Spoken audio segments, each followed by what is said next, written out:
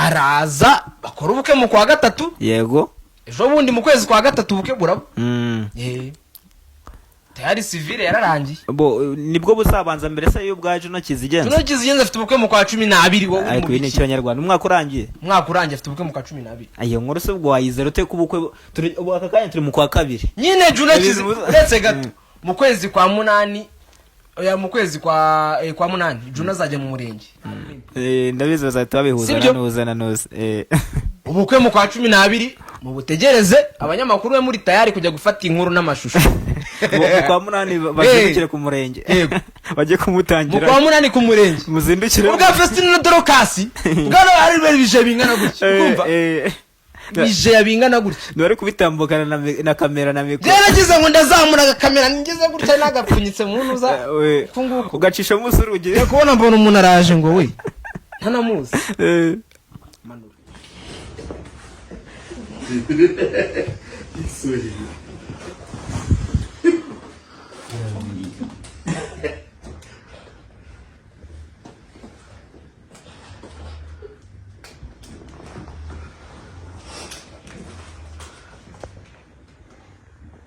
Ukigera aho ngaho uretse tonde mwana mbabwire mu Rwanda ntibakacurike ngo bagire ibigori. Wowe Miki kana bikubwire nkureba. Sibyo? Sinzi ni muri bugiye biki kigano cyangwa utari bukirebe ntago mbizi. Muhokuri. Cyakoze abastari nge urwego rwanyu mba ndi kurubona koko. Mwe murashaka hiti ugashaka hiti bagusebyura umuntu w'umukobwa ufite umwana. Ariko se Miki ko sanga kiteze irangegera ngo ni gasuku mana we. Wenda gasuku ni ninawashukuru Mungu sisi nyote mnapo mahali tofauti ya nchi yetu na nchi yake. Mimi ni MC Sanga, ni channel yanyu mukunda cyane muri benshi cyane Special TV show. Abantu bari hanze y'igihugu cy'u Rwanda ndabasoje cyane by'umwihariko, ariko mbere yuko tugira ku bantu bari hanze y'igihugu cy'u Rwanda reka tubanze dusuhuza abantu bari mu Rwanda hagati, abantu bari mu ntara y'Amajyepfo, Amajyaruguru, Burasirazuba n'Uburengero bwaryo mwese mbahaye ikaze. Abantu bari mu mujyi wa Kigali mu karere ka Gasabo, Nyarugenge ndetse na Kicukiro mwese muhawe ikaze kuri Special TV show. Abantu rero bari hanze y'igihugu cy'u Rwanda, abantu bari muri DRC, abantu bari mu gihugu cy'u Burundi, Uganda ndetse na Tanzania mwese muhawe ikaze. Abantu bari mu bihugu bigiye bitandukanye hari ku mugabane wa Afrika mwese muhawe ikaze kuri Special TV show. Aba diaspora ndi kwabibagiwe, abantu bari ku mugabane wa Amerika, Asia, Australia ndetse na Europe mwese muhawe ikaze. Kiragishinwa oya tuvugisha ukuri sibyo? Ni gishinwa ni kigande ni kigiri ni Kiswahili. Suremo twumve. Ninashukuru Mungu sisi nyote mnapo mahali tofauti ya nchi yetu na nchi yake. Nchi yetu na chama nchi yake na yake. Okay twagiye. Bari kugira ngo abatanzania banyumve neza ariko bumva hano turi gukorera ari he. Yego ni kuri Special TV show. Ngo bibona ko ndene yambaye ni brand yanjye. Turi kumwe n'umuvandimwe wamwita Iris Rwanda. Kanya turi kuri Nyiramajwi kabisa. Arazi legend y'amaguru wa Danje.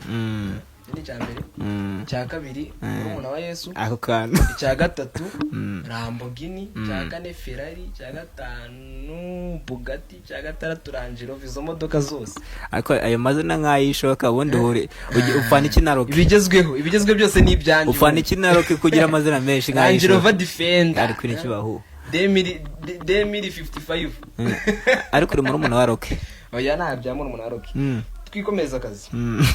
Yego akanya rero umuntu aka kanya ku mihanda hari ibintu byinshi biri kugenda bivugwa muri showbiz, amakuru ni menshi cyane ari gutrending, kandi uri umunyamakuru ndabizi ko inkuru nyinshi ugiye uzifiteho amakuru menshi cyane agiye atandukanye, cyane cyane ko hari nizo bo waragiye uvugaho mbere y'aka kanya inkuru ziri gutrending baragiye uzivugaho keshi, naho naka kanya byabaye impamo.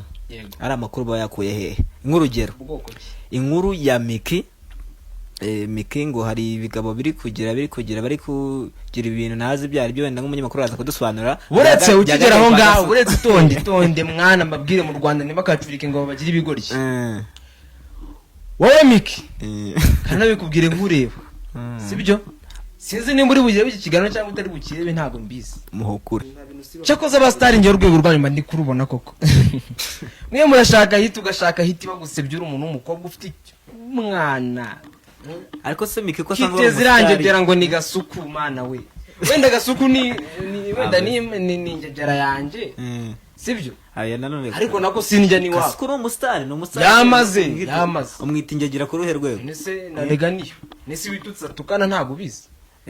hari umuntu wibashyura utukana rero bitutsi wowe ariko biramutunze nyine n'ubugegera nyine umutunze n'ubuge kumva sinzi ibintu bakora harya ngo nyuma nganuka he yego nyine bamuha amafaranga gute kandi n'ubundi Miki asanzwe ari umusitari n'ubundi atwika kuri social media iyi nkuru ndayivuga menshi uri kingofero ubundi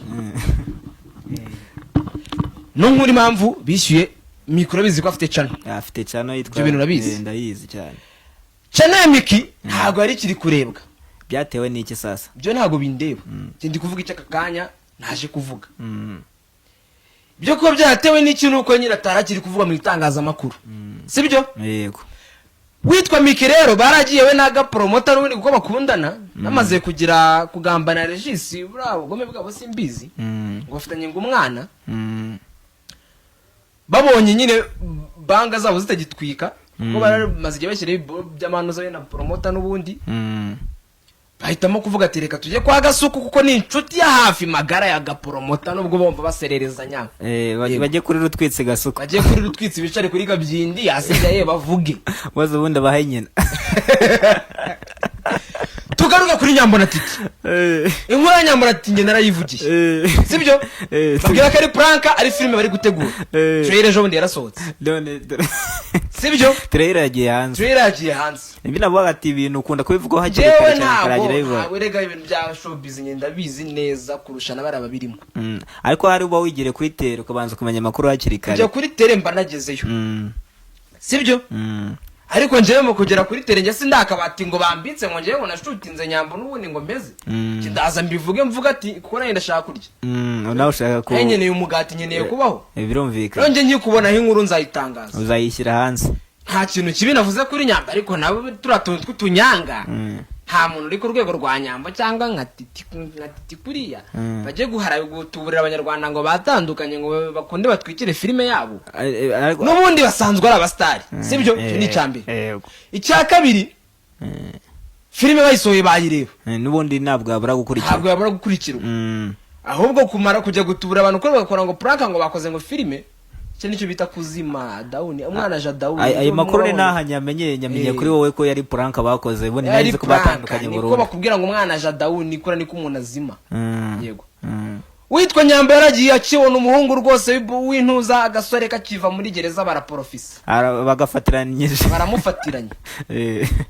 kugira nyine akomeza cyane atwika avuge mu mbuga nkoranyambaga bazana system ngo ya best friend sibyo nyuma bazana ngo bashwanye kugira ngo filime bayisohore sibyo ikintu ngira ucyumve neza ndi I'm serious filime izasohoka tariki nyivuge nayo kugira ngo umenye ko ibintu ari byo nayo ushatse wayibwira abanyarwanda tariki ya mbere y'ukwezi kwa gatatu filime zabiri hanze ibi ni iki abanyarwanda koko abo igakanye barakumva bagira ngo bakwita umusazi ejo bundi nta busazi ngi ibintu mvuga bamaze kumenyera nk'umuntu ukunda gutangaza amakuru hakiri kare cyane bikarangira filime ya Nyambo none se kankubaza umuntu bita Juno Nirasire ntago muzi ko afite ubukwe Juno Kizigenza uri umukobwa ajya mwita Ndera Juno Kizigenza afite ubukwe muri uyu mwaka agomba gukora oya se kandi ayo makuru so yakuye nayo muzayabona ayo makuru muri uno mwaka Juno Kizigenza arakora ubukwe nose harabanza Vestine na Doro harabanza nako Vestine na Idarayogo Idrissa Idarayogo ko barabana wenda bagira nyine ko Vestine na Doro kazi ko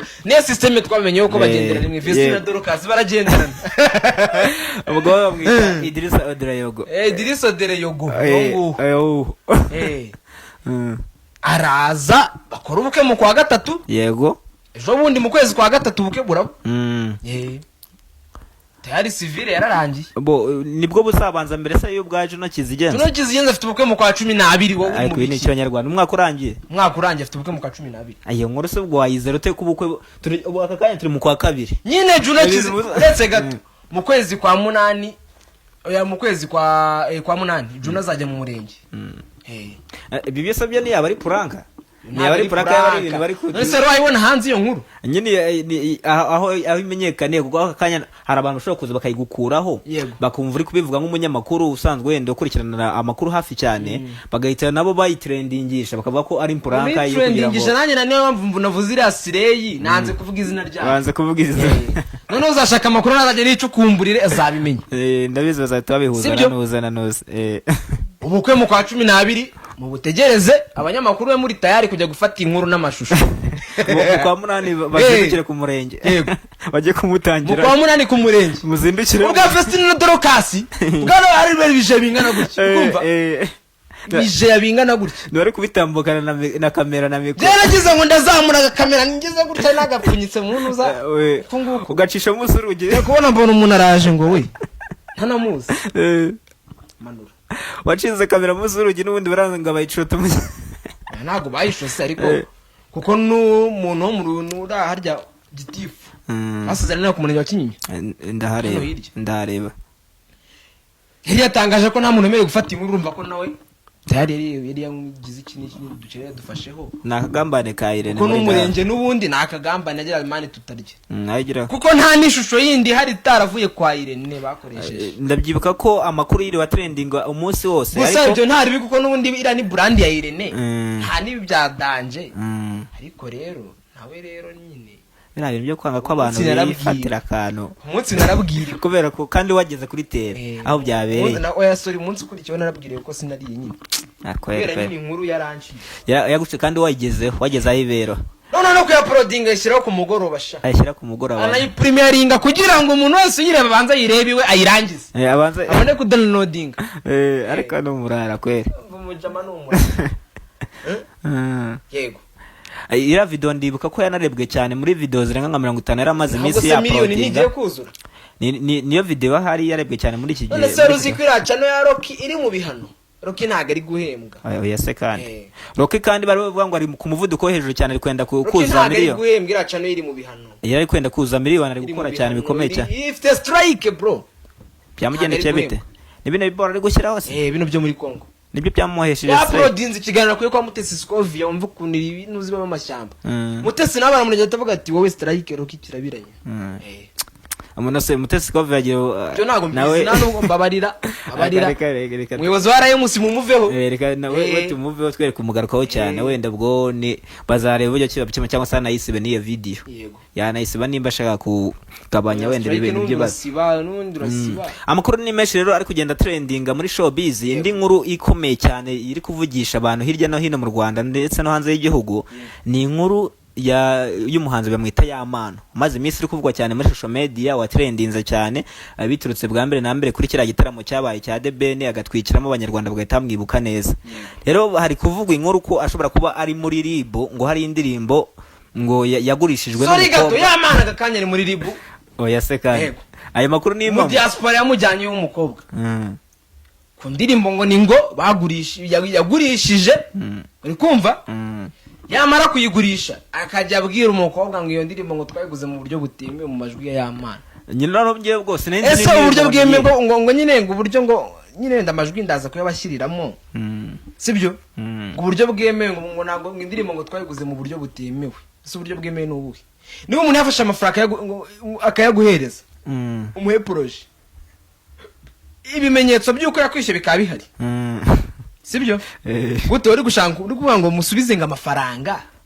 Esura warura mukobwa wabyemera none se wowe yamuhaye adakeneye kuyakoresha kuki so ntiyari akeneye se rero mafashe ikintu nkaza kugura ikintu iwawe niyo mfashe amafaranga aza kugura kamera urazunyake kamera ngo nsubize amafaranga ibyo nago bishoboka naje kuyigura nyishaka nyeze amafaranga sinyoro yafite none ubwo cyangwa se nawe ashaka kugira ngo azamukire kuri Yamana mumenyekanireho ko yamugurishije indirimbo amajwi se ntahari amajwi arahari Esura ntago ari forori yo izagwira ase bira bintu abanyarwanda bose bahise batungurwa cyane wenda irandi oyo urwego rw'abahanzi bo mu Rwanda mba narubonye kuriya umunyarwanda wese ahita atungurwa cyane umuntu bidasike nabonye bajya kubasibiza ariko ubundi yagiye Skype sinzahana asigaye ari kabisa kuva yajya mu gitaramo cyane uza akajya mu madoboyi akajya ngo seje akavanga ibintu yego akajyanamo ngo na madoboyi kuri stage ibintu bakabizambya kabisa ikintu cyo rero ni iki ngiki Rwanda showbiz yaho ihora mu kavuyo ihora isirikira gutyo kandi iyi nkuru subwa mbere nayumva numva ngo wenda ngo umuhanzi yagiranye ikibazo n'umuntu wamugurishije indirimbo byari Kodoka Tuni na Juno Kizigenza ngayo ngo ku ndirimbo bita abahungu none birongeye biragarutse jo bundi biza kuri Sambura na Juno Kizigenza na Kirisizi nabyo iriya ndirimbo induru ziranavuga cyane n'ubundi ngo iriya ndirimbo ngo ya Juno Kizigenza ngo ho bajya bavuga ko ari no kuyimwiba yari kuyimwiba se hari yari kuyimwiba cyangwa oya yagiye muri studio compressor mwumvisha indirimbo producer wo muri hehe niba turi kugendana nge ntabwo njya mba nkunda kuhakurikira wowe compressor ni producer wo kwa Coach Gayeri naho ngaho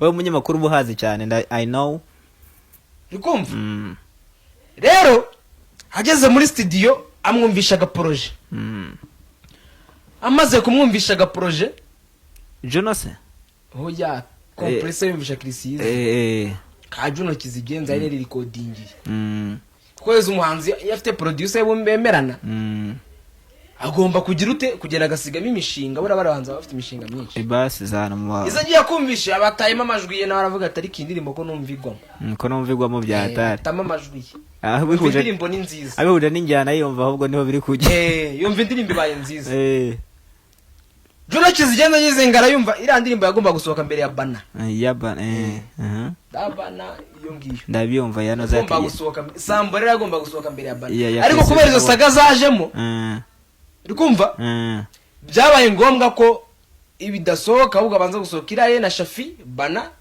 ntuzikaza nyuma siko niko bimeze kintu rero gihari rumva ni iki ngiki ageze muri studio yumvisha akaririmba ari keza gakunze ku bwenge butari ubwafata ubwonko bwa Juno Kizigenza baraburirimbye abushyira mu mishinga ababushyize Juno yumvisha akaririmbo hanze avuga ati ariko bro indirimbo yanjye bimeze bivuzweho rumwe abantu induru zaravuze amadolari 200,000 twangaye k'amanyarwanda kwera yongeye gusa kuzamwongera ndi 600 Juno aravuga ati njyewe rero mwiza kunsuzugura ku ndirimbo yanjye ni amafaranga muyatware ni indirimbo mugira ute nayo muyijyane abo se Juno Kizigenza ahubwo se umuntu mwiza kuba atarabateye strike ngo Juno nk'umuntu uri professional indirimbo yanditse umutwe si wo batwaye yarabwiye ati mujyane ubwenge bwanditse n'ubundi bwakandika iyindi kuko ngira ngo umuntu witwa Juno Kizigenza ntago mujya mwumva no majwi ngo amatiku ngo ibiki wapi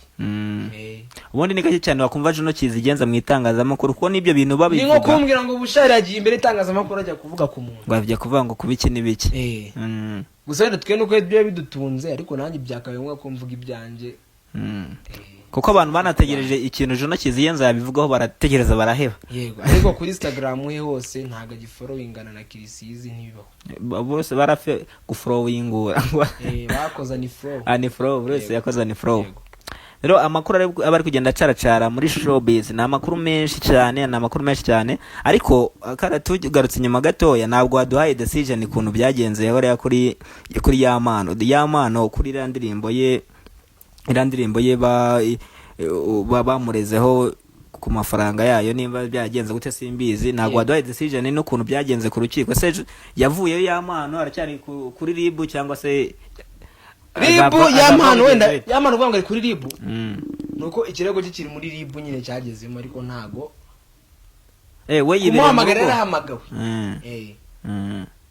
bamubaza iby'iyo ndirimbo nubwo tutaramenye ibyatangarijwemo cyangwa byavuzwe sibyo amaze guhamagarwa urumva baramubaza ko ibyo ndirimbo umwana w'umukobwa yaramureze mu diaspora ndetse bibaze umuntu gutwara indirimbo ari kwitegura kwishuri yari kwitegura kuyishyira hanze sinzi nimba wumva icyo kintu ndi kucyumva njye ngatangira ubwoba ahubwo njye bitangira ahubwo abantu baranabasha abantu baranashoboye abantu barashoboye kwigumanira ikintu cy'umundi muntu cyangwa se bahita kwizimba cyangwa se gushaka gukumira ikintu cy'undi muntu kugira ngo byumvikanye rero urumva umuntu nyine bigiye biri muri showbiz bigiye bitandukanye amakuru aba ari menshi cyane aba ari ibintu by'amatiku kabisa bidashinga gusa natwe niyo mpamvu turi ahangaha ngo tubasesengurira cyangwa tunyure mu matiku aba rero baca muri showbiz nyarwanda tubibagezeho sibyo cyane cyane kuri YouTube channel Special TV Show ikindi numva narenzaho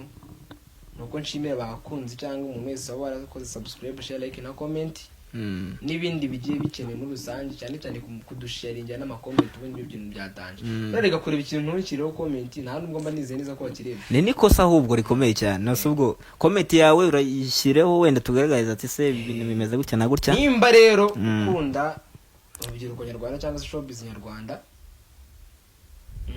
njye numva ko nta mpamvu yo kugira ngo ugire ishyari ku muntu. Ubundi ikintu gitera ibintu byinshi ni ishyari, kandi njye kungirira ishyari sinijya iwawe, sinijya iwanyu, sindi butahe kwa so, inzira ijya mu ijuru ntica iwanyu, cyangwa inzira ijya ku bukire ntica iwanyu, sibyo?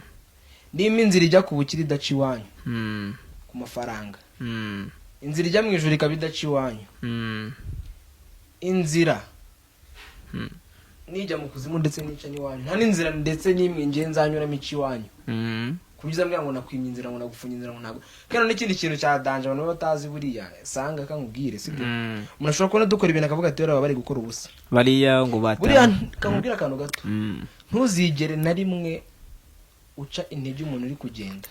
Ase abwo hari ikintu nabonye, ntuzigere uca na rimwe intege na rimwe umuntu uri kugenda, kuko isaha n'isaha bazagera iyajya. Cyangwa ikintu kucyumva neza. Rero kuza kumwe ngo subscribe, man rega hari umuntu hereza link, ko nubwo ashaka kuyitaho ngo ibizinya mbireba, rega ajya kujya umbwire gutyo, man reka mbwize ukuri no mugire umuntu wa mbere nanga ubuzima.